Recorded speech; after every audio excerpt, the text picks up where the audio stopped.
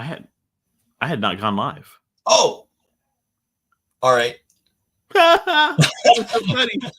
I was thinking, how come nobody has been on? I'm like, oh, maybe slow night. I'm like,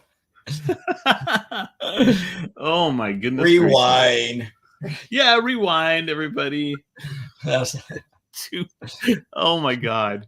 What I don't know is, I guess like maybe recording started and this didn't. So, hey everybody, we're live. This is just one of those abrupt things where I clicked a button, but I didn't click the button I thought I had clicked.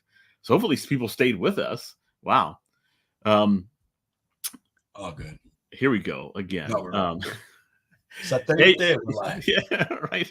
We won't play our intro music because we're already talking. Hey everybody, this is David Bowles here, along with Héctor Rodríguez, and we are coming to you now live. We were just talking to ourselves. It was really cool with our guest behind the scenes, just like listening to us as our captive two audience members. Too funny.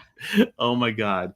We're the co-publishers of Chispa Comics, and both of us are also writers and educators, and we are here to chat about comics. So welcome on board. I'm trying not to bore myself by not repeating everything that I said when you weren't here. No, so we were talking about Godzilla -1 here. I got it's cold in Texas, and so it's gonna get even colder. Who knows? But I got my Godzilla cobija, which is pretty badass. Yeah, that is great. I don't know where you got it, but that's perfect. The Godzilla cobija for those cold winter months. And Godzilla -1. If you have not seen this film, you need to. It is just really, really amazing, isn't it? Yeah, it is. We were talking how it could be the first Godzilla art film. With such the characters well-rounded, complete arcs. It was so impactful, meaningful. The fact that it was the messaging, it was about community. The movie's been out for a while, so we can, spoilers alert, but it's about community and the fact that the community didn't rely on the government or military to solve their, to solve the issue. That's right. And I loved that whole thing about community, about found family, about grappling with survivor's guilt. All was really, really well done.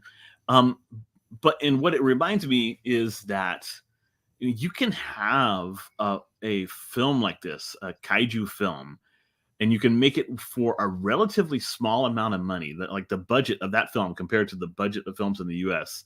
Wow, it's like just a fraction of it. And it was really, really impactful. Godzilla was, he was on the screen. It felt like more than in the U.S. Godzilla film from, that started this, the new Monsterverse.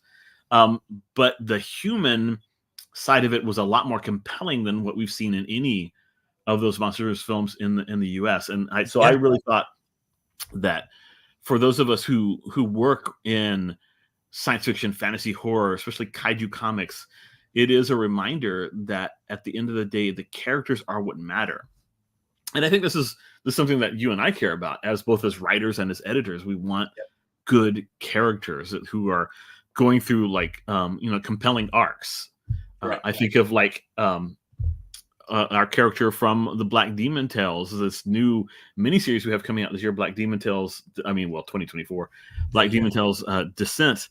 People are going to get to know this character that you've created really well. And I'm excited for it because it's a wild ride what they're going to be doing. Right. I mean, we're looking at these, the art coming in, working with the artists. We're just so excited. I mean, you got everybody's in for a treat. Yeah, I think they're really going to love it. And so, and we're expanding that kaiju universe this year, so you'll hear more in upcoming episodes about what we're doing there. But we're taking the Black Demon Tales, taking that megalodon that was that's been in film and in comics now, and we are going to build out from that this really, really compelling kaiju universe. But we're going to always think about characters at the heart of things, and this is also true for the 13. And one of the big things we're going to be talking about tonight, we're going to be talking to the writer and illustrator of the upcoming one shot that's going to be coming out towards the end of January, CLOUDBREAK. And CLOUDBREAK is a perfect example of why character matters so much in these stories. Like the specifics of the character coming from a community, having a family that can either be supportive or not supportive, but like that, the grounding of these chispas, these superheroes in a particular community and time and place and culture is essential to make their characters compelling. So I'm really excited for people to see this in these origin stories, and then also in the miniseries that's going to be coming up at the end of next year. And we have signed an illustrator for that, and super excited because the 6-issue miniseries is being written by Terry Blas, but now we can definitely announce that Eva Cabrera, who is a fantastic artist, will be the illustrator, doing the interior art and covers for that 6-issue miniseries. So super cool. What else is going on out there? With the Latino community, we have come across Joey Galvez project, upcoming project from his Kickstarter. It's a comic book size magazine, a scene with some great team of horror writers. So here, at Comic Carnales, we support the community, we support La Raza. So we're going to put that link for you guys so you guys can follow the Joey's upcoming project. I think that's should be it. And also we have an incredible couple of weeks coming up with the introduction of Pyroclast coming out this Wednesday. Stores, and of course following up with The Wake 2 weeks from now, back to back Chispa. So we have got actually, our Holy Trinity is complete. The Chispa Trinidad, completa, right? La Trinidad completa, lista para entrar en acción. So I'm excited about it. I think people are gonna love it. Okay, so we were talking about characters and how important it is, and one of the things that we wanted to do in creating the 13 was to make sure that we had a broad cross-section of Mexican and Mexican American characters, and we knew that we needed to have really compelling women, young women. These are all the 18-year-olds in the origin stories, and so we definitely looked out and said, who are the writers and illustrators out there in nuestra comunidad that can really like bring a unique voice and a unique illustration style to this, so that we're not doing what everybody's expecting you to do with a superhero origin story. It's something that's fresh, either a fresh look or a fresh take, a fresh way of approaching, because everybody's seen origin stories, and superhero origin stories, they follow a particular pattern, and there's nothing wrong with that, because if you think about it, they're just like logical things that would happen to somebody if they got powers. But complicating that with people's individual identities was really key. It really keeps it grounded, because different characters, different families react towards chispas differently. And so, and as writers, there's no better place than to look in our own history, in our own families, and our own relationships, and our own identities to reflect some of those stories. Yeah, I agree with you 100%. And I really think that the two amazing artists that we have here tonight, writer and illustrator, really reflect that. So let's introduce everybody to them, shall we?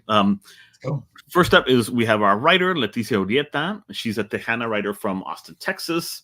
She's a teaching artist in the greater Austin community and the program director of Austin Batcave, a literary community serving students in the Austin area, as well as the co-director of Barrio Writers Austin and Pflugerville, which is an amazing free creative writing program for youth. She's a freelance writer, graduate of Agnes Scott College. She holds an MFA in fiction writing from Texas State University. Just her bona fides are really great. And she's got work in or forthcoming in Chicon, Street Poets, Lumina, The Offing, Quelly Journal, Medium, Electrolit, etc.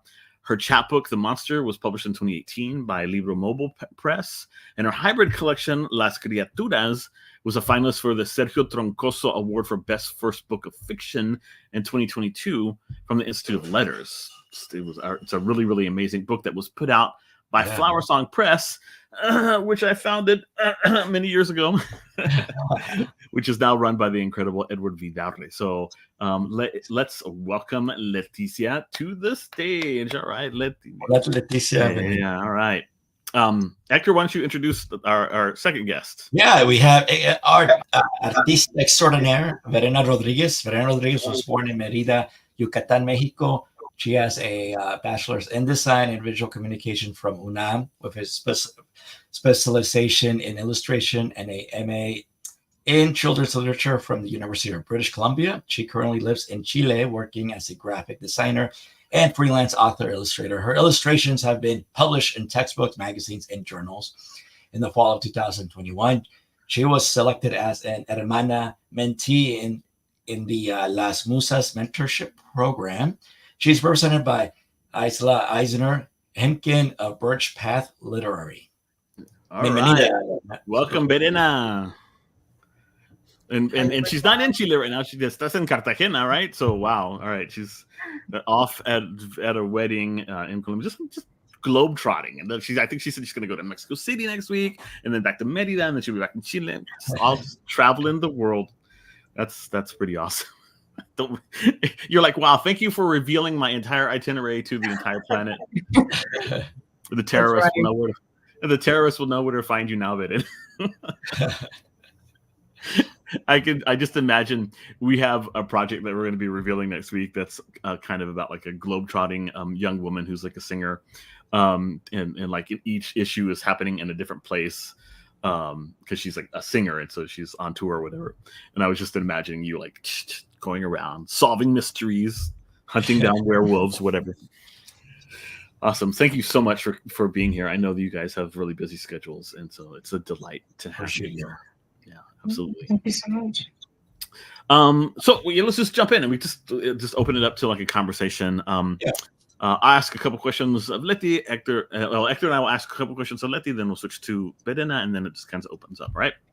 So, first question is yours, Hector. Vamos, Leticia. In terms of craft, what challenges and joys did writing a comic script presented for you?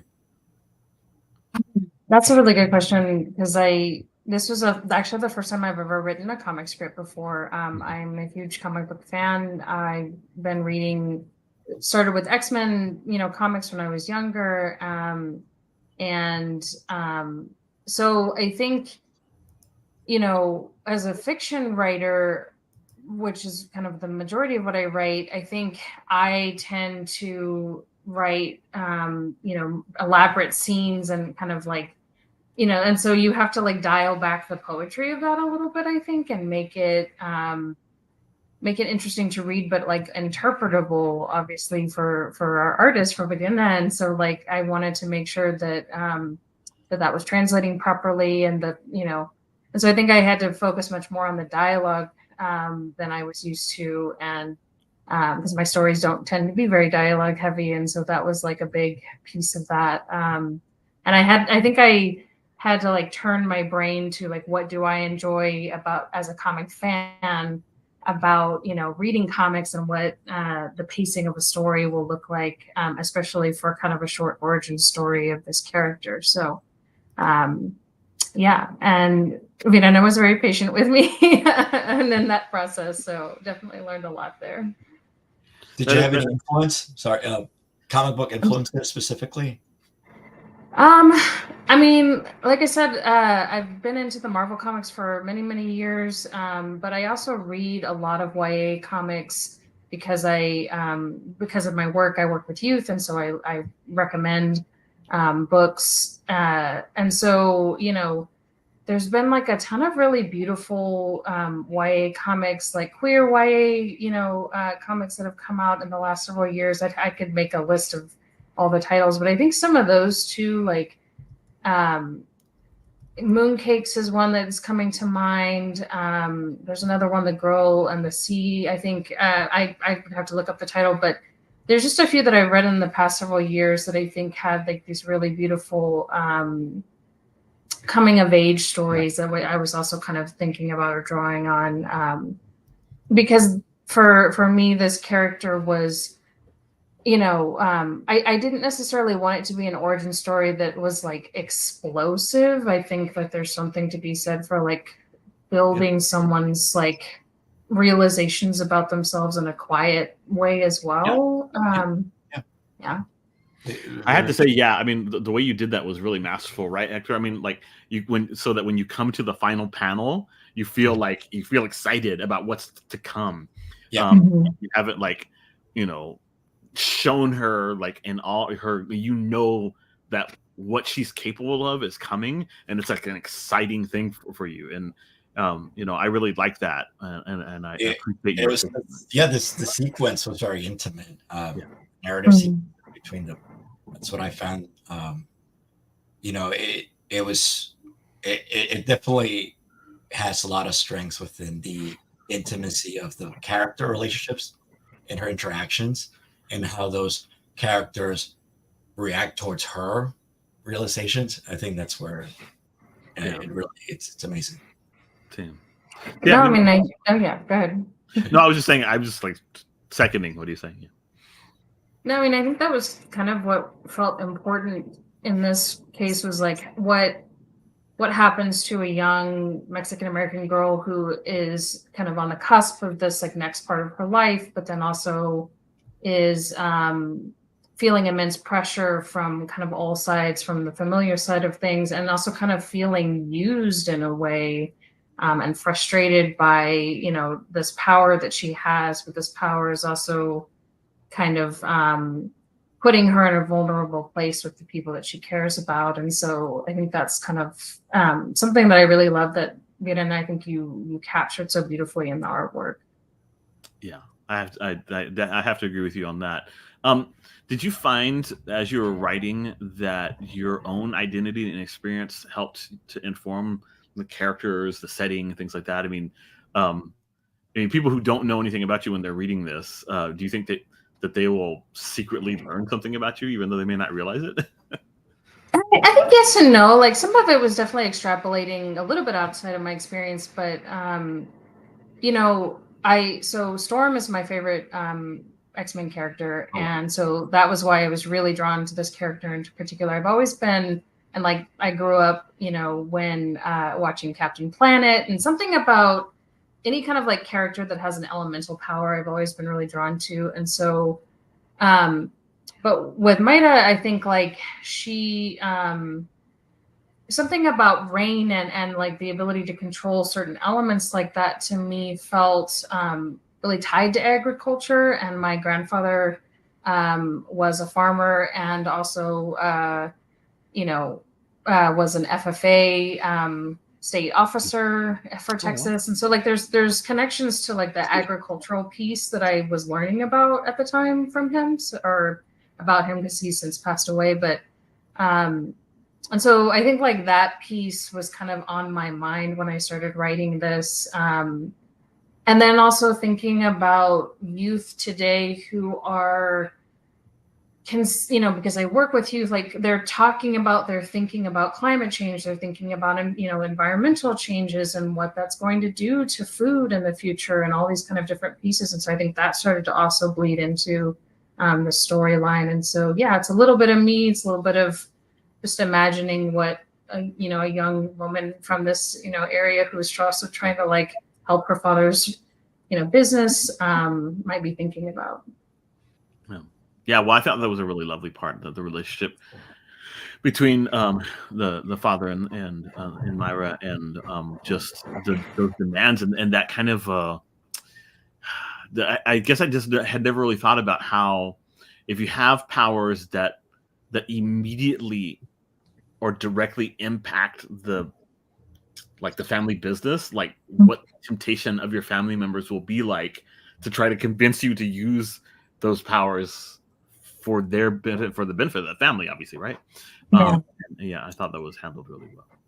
I mean, I think too that in that case, it's also speaking to just my personal experience sometimes in Mexican American families where, and I think this, you could say this about so many different families from across cultures, but I think young women have a particular pressure to caretake, right, to kind of make sure everything is okay. And so I think that was playing into it a little bit as well. And some of the environmental pieces of it were present on my mind because I have family from South Texas, and like South Texas in particular is being like particularly exploited by Elon Musk and like all these different oil companies and things like that. So a lot of the most vulnerable communities, many of whom are Mexican and Mexican American, are seeing the brunts of that impact, right? Absolutely. Pues let's switch over to Verena. I mean, you've been talking about how cool it was to work with her and how great her art is. I do think her art complements the story so well. Hector, why don't you get us started with Verena? Yeah, so Verena, can you speak to going through it? I've been reading it again, going through the art style, the sequentials. What is your process? ¿Cuál es el proceso?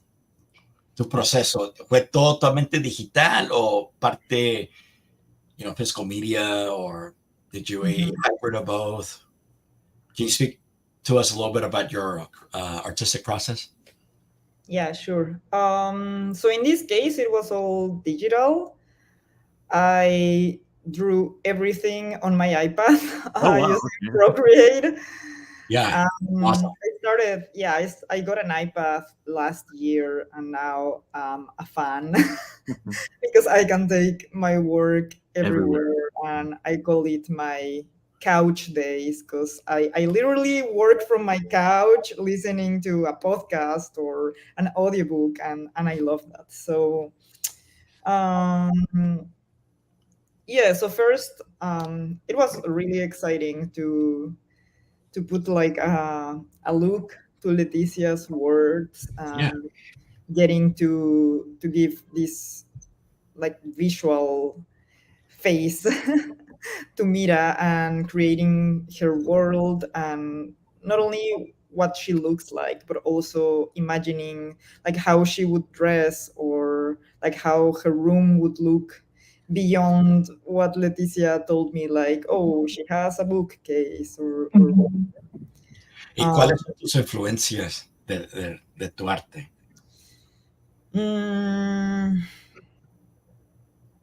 I see a lot of YA. It's amazing. It's like very approachable. It's just that it just speaks volumes. De muchos lados. I've liked comics and graphic novels since I'm a kid, so I think now I read more middle grade and YA because it's more in the genre that I'm writing and illustrating for. But when I was a kid and a teen, I loved, for example, Sin City, Before Vendetta, like Alan Moore. Eras una de esas morras, ándale. Pues con todos los alternativos, Sandman, Grant Morrison, The Invisibles, all of those. Sweet.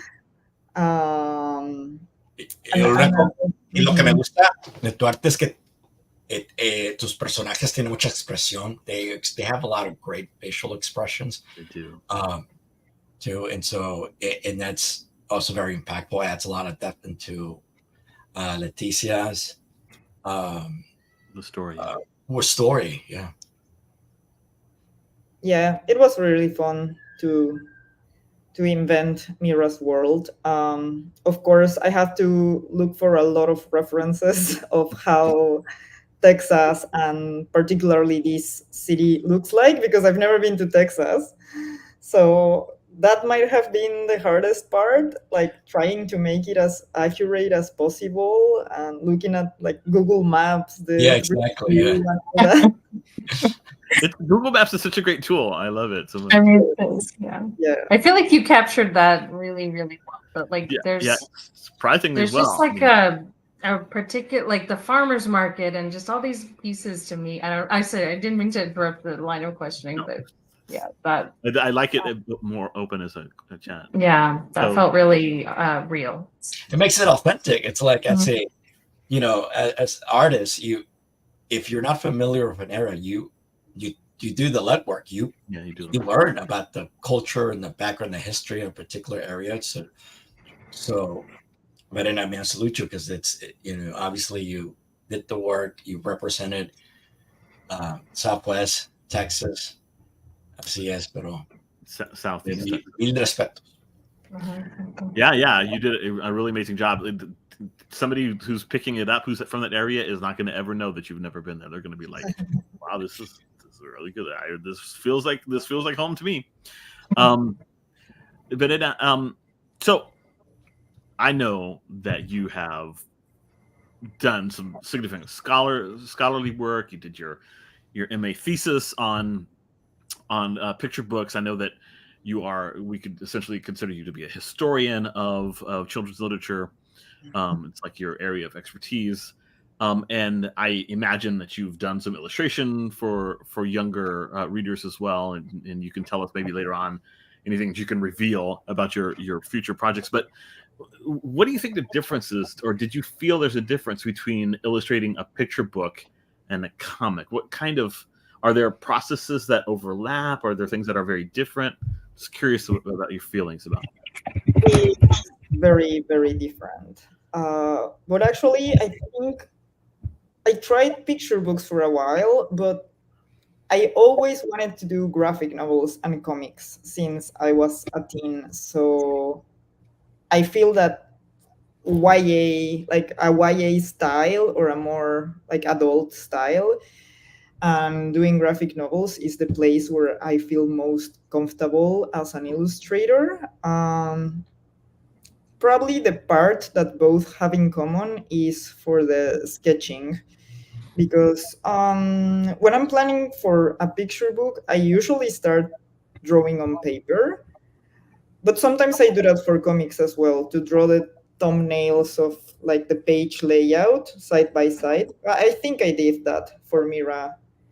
Yes, I'm lying. I did do some sketches for Mira on my notebook before doing the illustrations digitally. So the pre-planning, just like doing the thumbnails, the side by side, how the pages are gonna look like next to each other.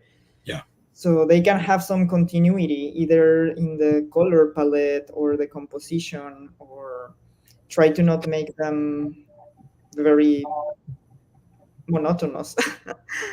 Right? So yeah, that makes sense. I mean, when you're doing the layout and you're thinking about, okay, this is going to be a spread, you know, thinking about how are these two pages of perhaps unconnected sequences, how are they going to look together when you open that's always tricky.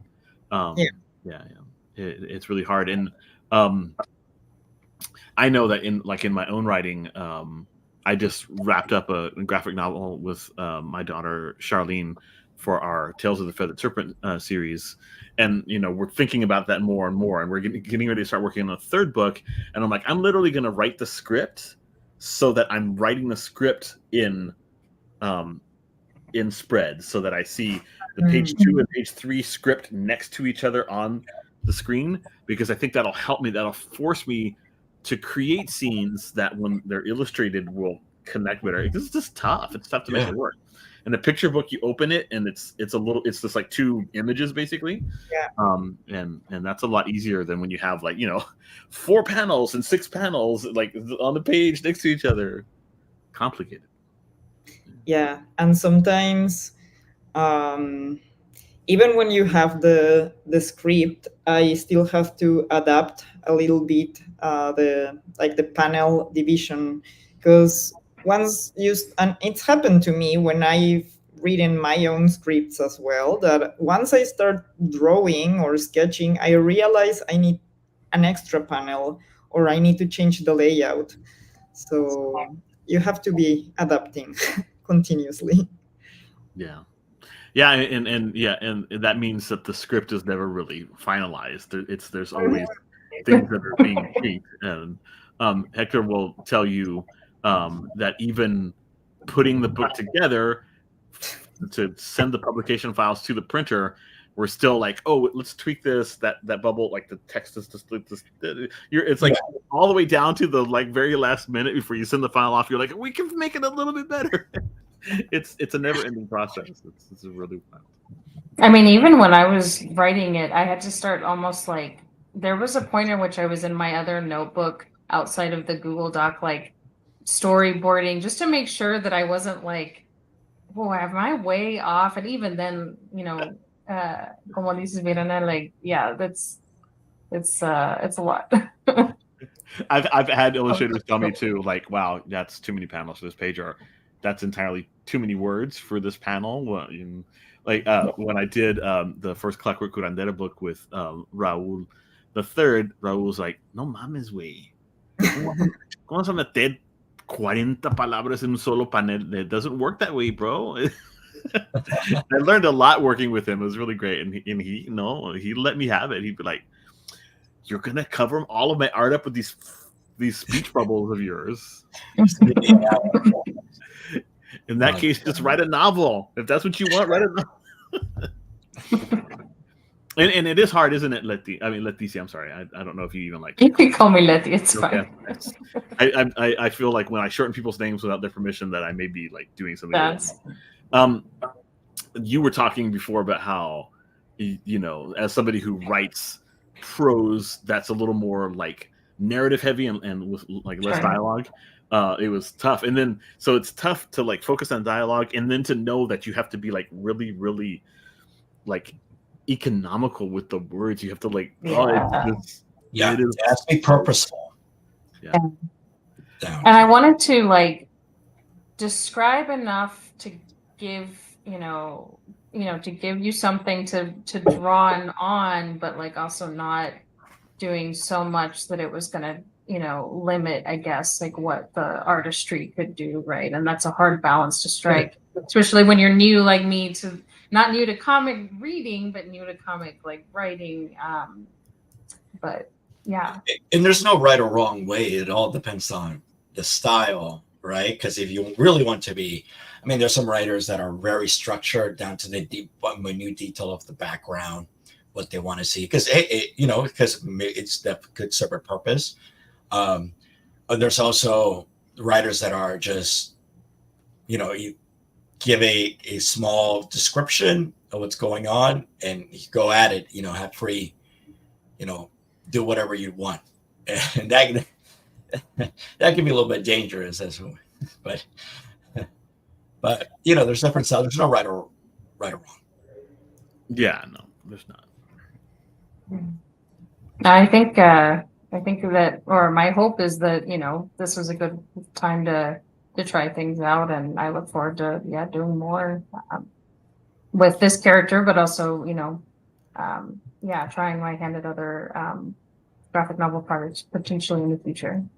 Yeah, and as you mentioned before, guys, the Mira's chapter ends in a cliffhanger. Like the last page is like, oh, I need more. This is just the beginning, right? So yeah, I do hope we get to draw more of her world. And I also really loved how like complex her personal world is, like the relations she has between her father and mother and her best friend, and how they can be in conflict sometimes between what she wants and what her parents, each of them, want for her, and her best friend like doing all this activism. So that was really cool.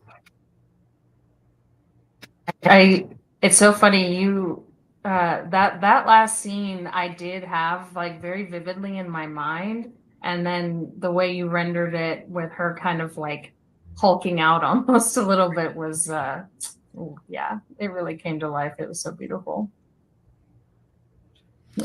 Yeah, it is really good, and it gave me goosebumps when I saw it. So that's always nice. So I want to trying to get something set up here. I wish I had done this ahead of time. Hector, ask some questions while I'm doing it real quick. Oh yeah, no, absolutely, no, of course.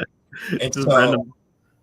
Obviously with creators, I always like to talk about what kind of influence you have, because it really speaks to your craft too, and so are there any, I know we talk about the print media, but is there anything within film that has influenced your work, either artistically or within your writing?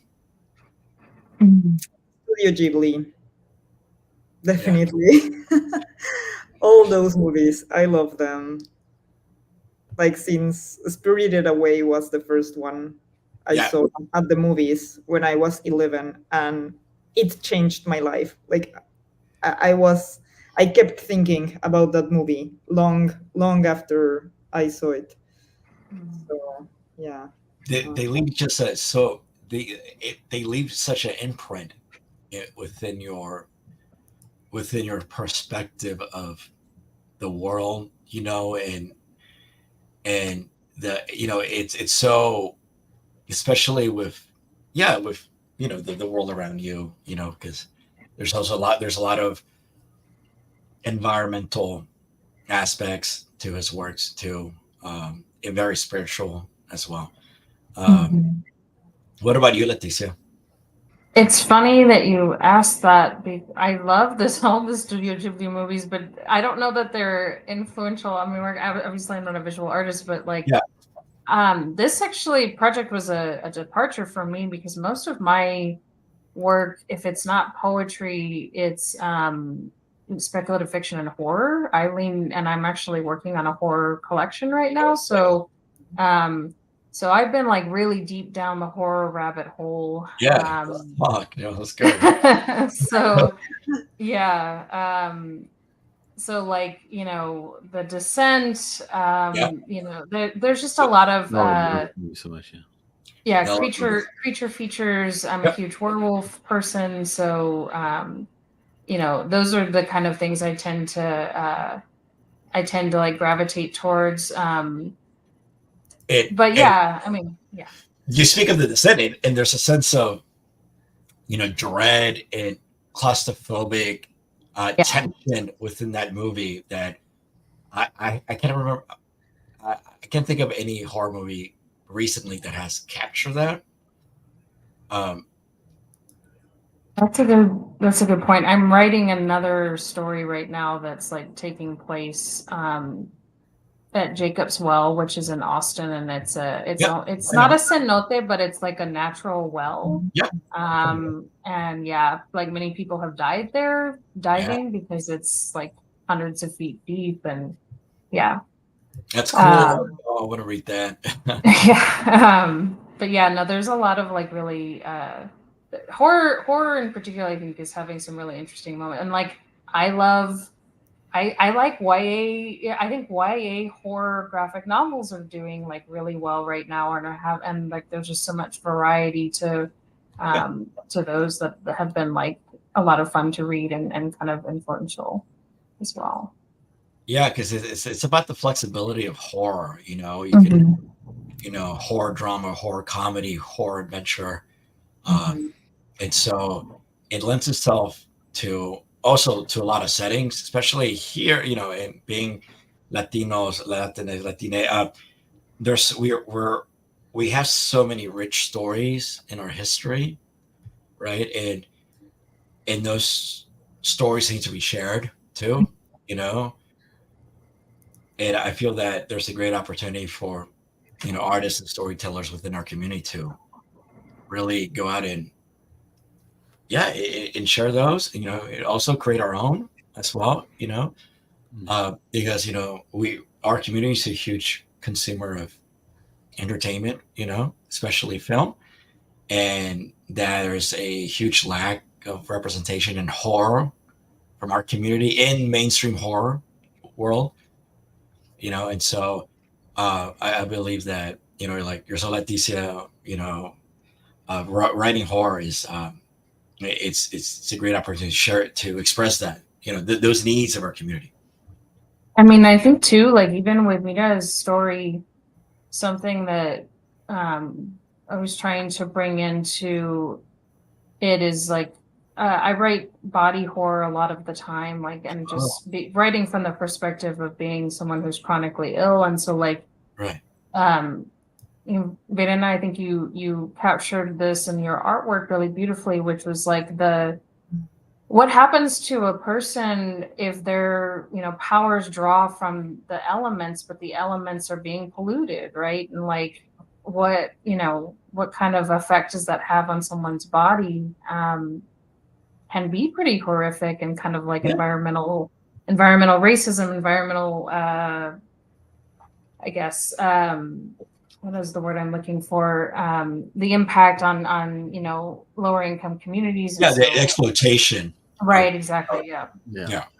Absolutely. And speaking of, you know, environment and its impact on bodies or whatever, you know, here are the three covers, because for those of you who are viewing and maybe don't always know this, usually for the first issue of a series, you have variant covers. And so you'll see here in the middle the cover that Verena did with Maida as she appears in the interior of the cover as well. And you can see her in and amongst those lovely cornfields of Texas and wielding that lightning. And then we've got the variants on the right, the variant that Terry Blast did. And then on the left, the variant that Charlene did. And all of them, it's so wonderful to see a Chicana, you know, who is just unvarnished in who she is and her body, without having to like conform to what is, you know, stereotypically demanded of a superhero who's a woman.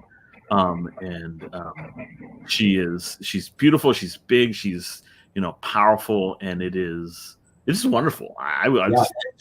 Every time I look at these covers, I'm like, yes, this is, I want to see this. And you know, that's what, you know, we want to have all body types on this team. We want to have, you know, all gender well, maybe not all, because that would be there are so many different gender expressions, right? But like, you know, multiple different gender expressions, multiple different sexual orientations. We just want it to feel authentic to the world, where people are just different. And you know, it's a really amazing thing. So this also to encourage people, you need to collect all the covers, guys. You need understand, you know, don't just get one. Look at the art. Just look how amazing that would be sitting on your desk to have all three of these. Gotta get them all. Yeah, gotta catch them all. I was gonna say that. You and I are the same wavelength. We're all letting our Pokemon nerdiness shine. Yeah, and just letting the public know how old we are. Generation one. Here we go. Hey, I'm here to tell you, Pokemon is still going strong with these. It is, yeah. They are really out here trying to collect them all. Yeah. So wild. Yeah, let's see. I think maybe I can pull up some of that interior art. Maybe so. That'd be nice. To speak to what you were saying, though, like, I think again that body inclusivity piece, like, that was something else that was important to me, because I think even in some of the YA graphic novels, I get a little bit disappointed when every kind of main character is a thin teen girl, or, you know, like all these, you know, kind of similar body types. I feel like you see a lot across a lot of these stories. And so that was really, you know, I was really impressed with the way that Verena, you know, captured that, you know, the way that Maida's body could look and still be like powerful and strong, even as a fat young girl. So yeah. Well, it's very uplifting, you know. It's like it just speaks towards the inclusivity, the diversity, you know. Not everybody's, you know, just and that's the thing with artists, you know. You have to, I mean, we're consumers of the media, the mainstream too, and so at times you really have to step back, look at your own work, and like, am I being real, or am I being influenced by these outside forces that are not speaking truth, and so that's why David and I look, we'll speak to artists if there's some opportunity to be more grounded, real, Yeah.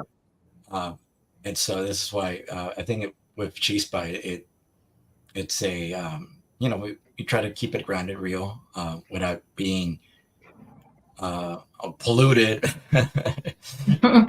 so much so by the mainstream books, Unintended. Just look at these character designs of it, and this is really just really amazing,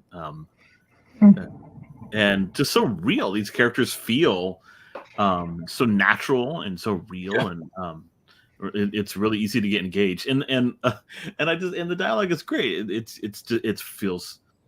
also feels naturalistic and real. Dude, you said you would help. Actually, I said I'd keep you company for a cupcake and some lemonade, which I have yet to receive, which is great. I just love it so much. Yeah, and you can see, spoiler alert, you can see right here, organizing a march in Corpus in response to the new Denton oil refinery. It's really important to us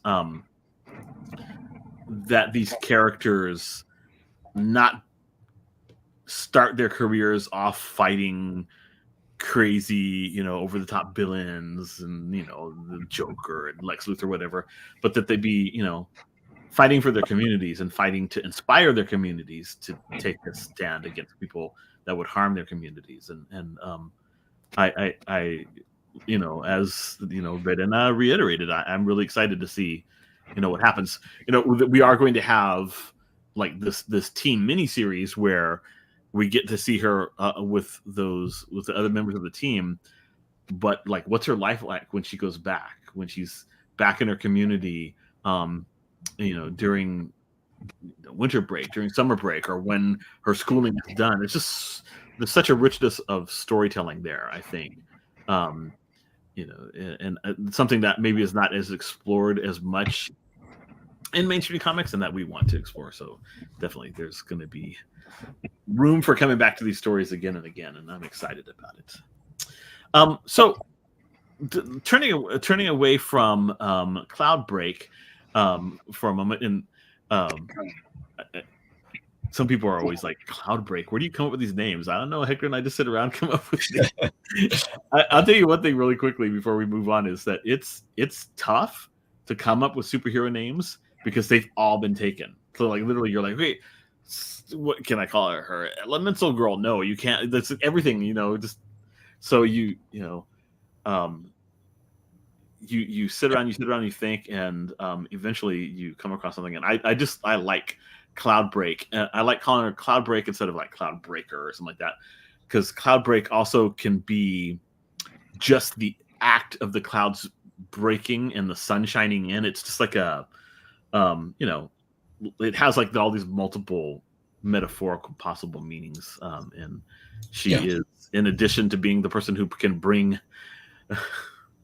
and like the very last lines of the book, the person who can bring the rain, she's also somebody who can bring hope and bring the sunshine that comes after the storm, once the water has washed away the filth and the refuse that needs to be washed away. So it's I don't know, I like to play around. So to kind of wrap up our conversation with y'all, we're interested in hearing what projects you're working on. What's upcoming. I realize there may be things that you can't share with us, but if you can, tell us what projects you're working on. We'll start with you, Leticia, and then Verena. Yeah, I have a poetry chapbook I'm kind of submitting right now. That is kind of about writing about the body and kind of trauma and chronic illness, and just navigating that resilience. And then I am also working on a short collection of horror fiction, which is Las Criaturas was kind of dipping the toe in to that arena. There's some horror stories in that collection, but not all of them. And so I think this one is kind of veering hard left into that area. And then I'm also trying to finish YA novels. So, we're we're just out here trying to stay busy. What about you, Verena? What are you working on? I Well, mean, I imagine a lot of it is under contract and you can't reveal it. But no, but I think I can reveal these things. So I have a math book that I illustrated coming out in Chile in March. It's for like a YA audience. So that was a very different project. sounds interesting. And I also have a graphic novel on submission. So crossing my fingers, we'll have some news next year about that one. Is it a YA graphic novel? It's a middle grade. A middle Yeah. grade. Okay, cool. Yeah, but it also has like Latin, like Mexican, Canadian characters and some spooky, like spooky humor there. I've been also, as Leticia, I've been leaning towards horror more these days. I don't know why, because I don't like watching scary movies. I get scared so easily. Like I like thrillers and suspense, but not monsters and slashers. But in my writing, I've been leaning more towards like writing spooky things, especially in the middle grade area. And I'm also revising YA fantasy. Okay. So, Cool. yeah. And these are all things that you've both written and illustrated. Yeah. Yeah. Okay, that's great. That's so exciting. That is super, super amazing. So if anybody has a question, they can drop it in the chat. If you want to follow Leticia and Verena, and I really think you ought to, here are their websites. You have LeticiaUrieta.com. Pretty straightforward. And then Verena has a Squarespace account where you could see more of her art. And you can follow them also on social media, right? So Leticia Urieta, that's the one that you use for most social media platforms, right? Yeah, that one is the Twitter. I'm not gonna call it X because I'll never call it X either. Trust me. Never. I will refuse. I don't know how much longer I will be able to sustain myself. Every single I feel day, like I'm gonna stop. I know, right? Oh, dude, I can't let go yet because me neither. it has been the place that I've cultivated such amazing community, but it's becoming untenable. So I'm kind of hanging on with my little pinky finger. But your Blue Sky is very similar, right? It's like this. Yeah, Blue Sky. I have a Blue Sky account. I just too many social media accounts, and I start to get overwhelmed. So yeah, I'm feeling it. I don't even know what I'm doing anymore with social media. And I was the Twitter guy. You remember? Yeah, that's true. Oh yeah. And now it's just like I feel like somebody has like removed a limb. It's so weird. But anyway, Yeah. But Anna, you're pretty active on Instagram, right? Yeah, I'm like on Instagram and TikTok. I have the same handle for TikTok. Those are the two platforms. I don't use Twitter anymore. Yeah, I've mainly used the Chispa account, and I find myself like attacking trolls, and suddenly realize, oh shit, I'm like tweeting against Chispa. Oh well, that's fine. Yeah, Chispa hates the MAGA trolls too, so it's fine. Oh yeah, so if you're listening and you're a MAGA troll, just don't buy Chispa comics. It's fine. We don't want your business. So let's go away. Everybody at Scout's like, no, what are you saying? That's like half of our readership. No, I'm just joking. There are a lot of like weird incel dudes that read comics, right? I mean, on this life. Yeah, they get and they get offended. Sure, I'm like, get offended if you have a woman on the cover and she's not like showing like her boobs and her butt. I understand, but hey, buy the book. You hate it, buy the book. Buy 5 books, burn them. Buy the book. Buy the book. Buy the book and burn them, just so we can make some money. There you go. We want to pay. We have to pay. We want to pay royalties to Leticia and Verena, so buy the book, even if you give it away to homeless people, whatever. Yeah. We're gonna. Oh God. Put it in your local little free library. Right? Yeah. I think just to buy them to make fun of them, whatever. But just no, I think that in all seriousness, the book is really, really amazing. We are lucky to have the two of you working on it, and we're just excited for people to read it when it comes out towards the end of January. More on that really soon. Just be sure to keep your eye on chispacomics.com, and you will get all the news. We update that pretty regularly, and starting in 2024, we're gonna have more and more of the stuff coming out. So, oh yeah, we got some amazing books. I'm so excited. Sure do. Yeah. So we are so appreciative that Verena and Leticia took their time out to chat with us. Thank you so much. We wish you a really, really wonderful holiday season. Ya saben, cualquier cosa, estamos a su disposición. Somos sus servidores. Just reach out to us and say, yo, what's up? Or jump into the Discord. This is like the audience members are like, are you talking to us? No, I'm talking to these creators. Jump into the Discord and be like, yo, David, what's going on?